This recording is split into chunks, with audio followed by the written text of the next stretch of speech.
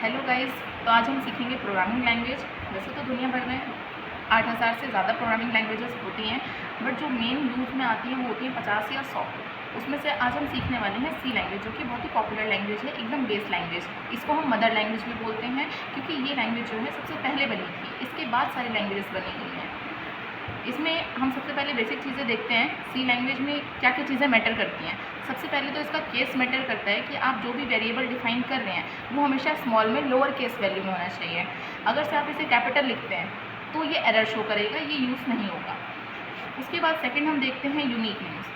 अगर से आप कोई वेरिएबल वैल्यू डिफाइन कर रहे हैं, उसमें आपने लिखा है काउंटर वर्ड और ये आपकी वैल्यू है स्मॉल में, अगर आप आगे जाके प्रिंट वाली लाइन में इसे कैपिटल कर दें तो ये भी एरर शो करेगा, ये वर्क नहीं करेगा।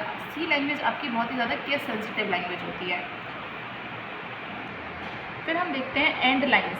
एंड लाइन्स क्या होती हैं, जैसे कि हम इंग्लिश में अगर कोई भी सेंटेंस लिखते हैं तो हम लाइन के एंड में एक डॉट का यूज़ करते हैं उस लाइन को फुल स्टॉप देने के लिए। तो उसी तरीके से जब हम कोई भी प्रोग्राम डिज़ाइन करते हैं कोडिंग्स के थ्रू, तो हम हर लाइन की स्टेटमेंट के बाद यहाँ पे सेमीकोलन का यूज़ करते हैं लाइन को एंड करने के लिए। फिर आते हैं हम मेन एंट्री पे। मेन एंट्री हमारा ऐसा फंक्शन होता है जो हमें हर प्रोग्राम को शुरू करने से पहले लगाना ज़रूरी होता है। इसके बिना आपका कोई भी प्रोग्राम रन नहीं करता। उसके बाद आते हैं हम कोड ब्लॉक्स पे। ये हमारे लगते हैं मेन फंक्शन के बाद।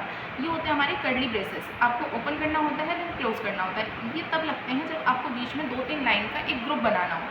आपको कोडिंग करनी है, आपने प्रिंट एफ लिखा है, स्कैन एफ लिखा है, वो 2-3 लाइन का आपका ग्रुप इन्हीं कर्ली ब्रेसेस के अंदर लिखा जाता है।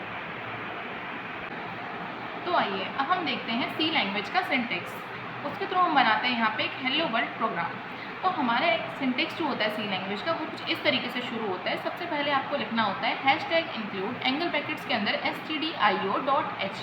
इसका मतलब होता है, ये आपका एक प्री प्रोसेसर कमांड होता है जो कि आपकी स्टैंडर्ड इनपुट आउटपुट लाइब्रेरी को इंपोर्ट करता है। std का आपका मतलब होता है स्टैंडर्ड, i से इनपुट, o से आउटपुट और h से आपकी होती है ये पूरी हेडर फाइल्स। उसके बाद हम लगाते हैं यहाँ पे इंट मेन। उसके बाद लगाते हैं सर्कल ब्रैकेट्स। इसका मतलब होता है कि यहाँ से आपका प्रोग्राम शुरू हो चुका है, ये आपका एक स्टार्टिंग पॉइंट माना जाता है। इसके बाद हम शुरू करते हैं यहाँ पे अपने कर्ली ब्रेसेस, जिसके अंदर हमारा पूरा मेन कोड लिखा जाता है। यहाँ पे हम लाइन शुरू करते हैं प्रिंट एफ, जो कि हमें अपना आउटपुट चाहिए।